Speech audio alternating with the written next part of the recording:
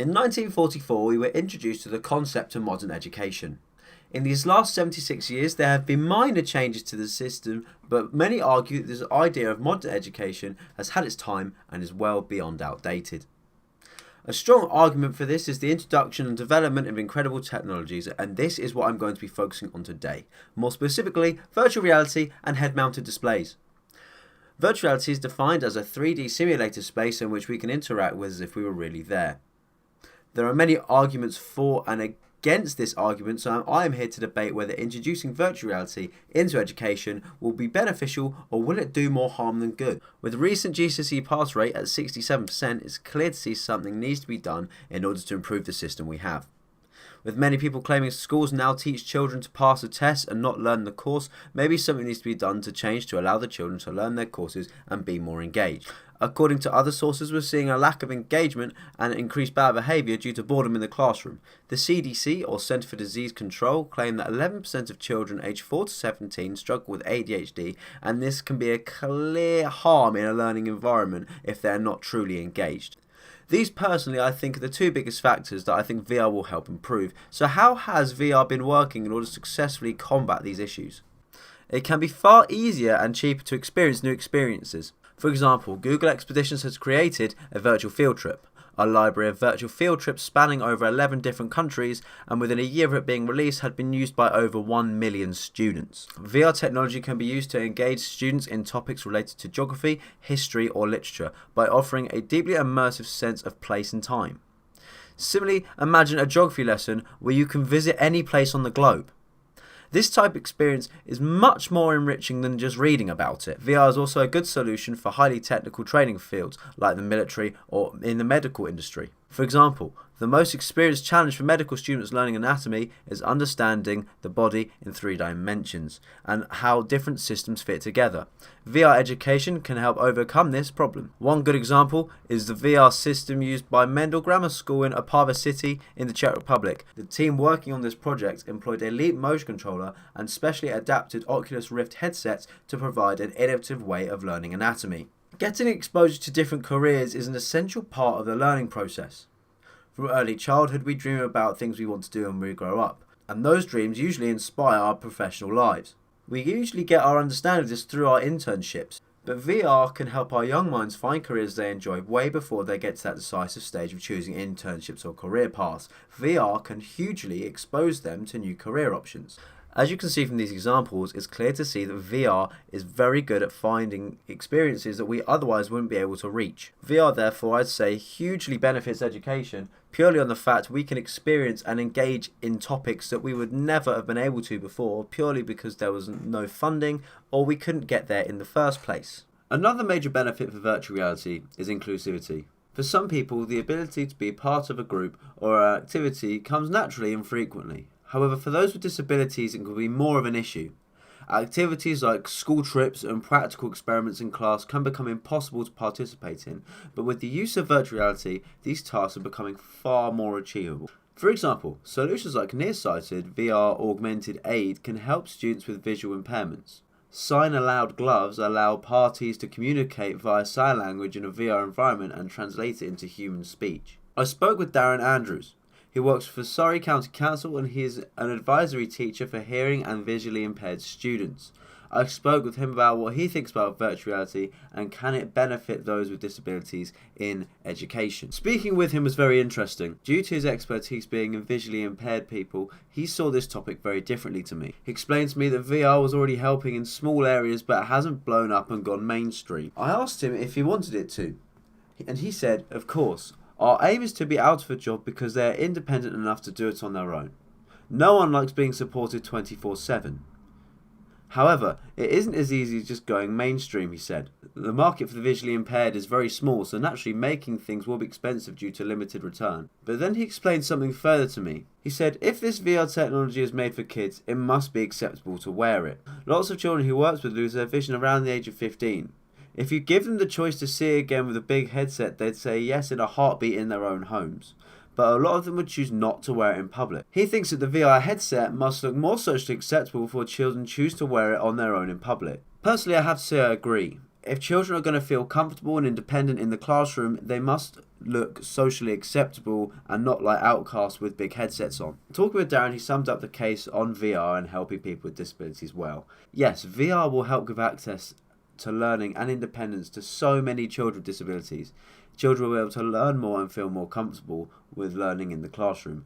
However, the headsets will have to become more socially acceptable around their peers for this to happen. However, there are far more issues than just social factors. Virtual reality's impact on mental and physical health hasn't been widely studied. On one hand, it's due to the fact that the technology is comparatively new. On the other hand, it's not widespread yet, so there's not enough data for research. The question that's asked by many is, how can you rely on certain technology if you have only a vague idea of how it can affect physical and mental health? This is a serious issue with adults, and the matter doubles down when it comes to children. Researchers have warned that virtual reality headsets could pose a risk to users, particularly children. The scientists based at Leeds University believe continued use of VR sets could trigger eyesight and balance problems in young people unless changes are made to devices. In their study, the Leeds team, led by Faisal Mushtaq, an expert in human performance research, looked at 20 children aged between 8 and 12 as they played a 20-minute game that involved immersing themselves in a virtual reality world. The children were examined after the game. The researchers found that no child experienced serious deterioration in their eyesight. However, in 2 cases, their ability to detect different distances was disrupted, while another child showed drastic worsening and balance was immediately off after finishing the VR game. These effects were short-lived but nevertheless noticeable, even though the children were immersed for only a short time in the virtual reality world. Some people have said this is something that needs to be looked into further. However, there is an argument for cyber sickness, which is a form of motion sickness.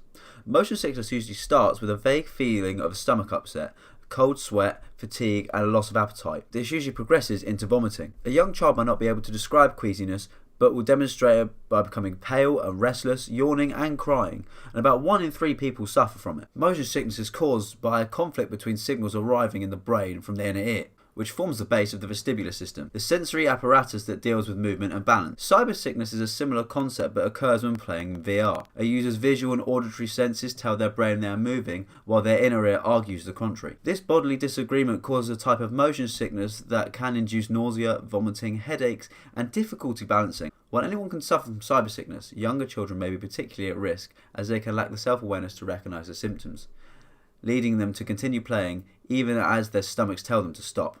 Cyber sickness could be a large problem in a classroom. Student engagement is already an issue, and if children start to feel sick and some may have to leave the class, it may harm themselves as well as their learning, and it may cause disruptions in the class further. If we are going to see virtual reality move into classrooms, motion and cyber sickness must be tackled effectively so fewer people suffer. However, a company has learnt to get around the cyber sickness issue. Cult VR are a company based in Wales, and they use dome technology to project 180 VR installations onto huge domes which you sit inside of, removing the headsets entirely from the equation. Cult VR is Europe's first immersive arts venue, facilitating research into production, development and exhibition of shared immersive cultural experiences. They were created by 4Pi Productions. The lab creates an environment for producers, technologists, film and theatre makers, artists, academics and performers to come together in the pursuit of this unique medium's capabilities. They have also created an online platform that uses emerging technologies to connect audiences with contemporary arts from cultures all across Wales. Cult VR's portal offers a digital space for artists, producers and venues to promote their work in an entirely new immersive medium. They capture events using virtual reality technology,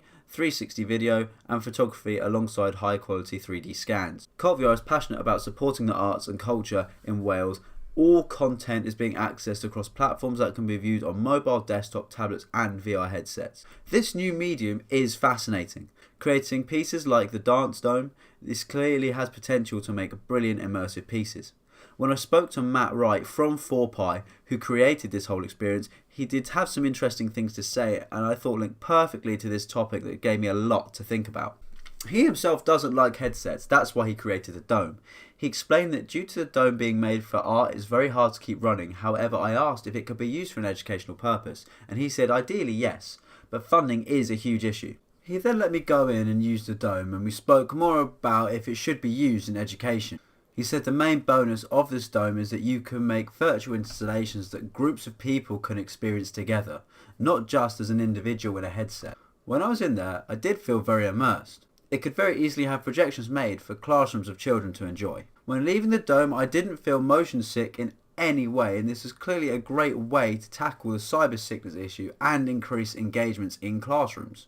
I asked him if he thought schools would invest in this kind of learning if it became more widely available, and he gave me an answer I wasn't expecting. He said for every school this type of technology just isn't realistic.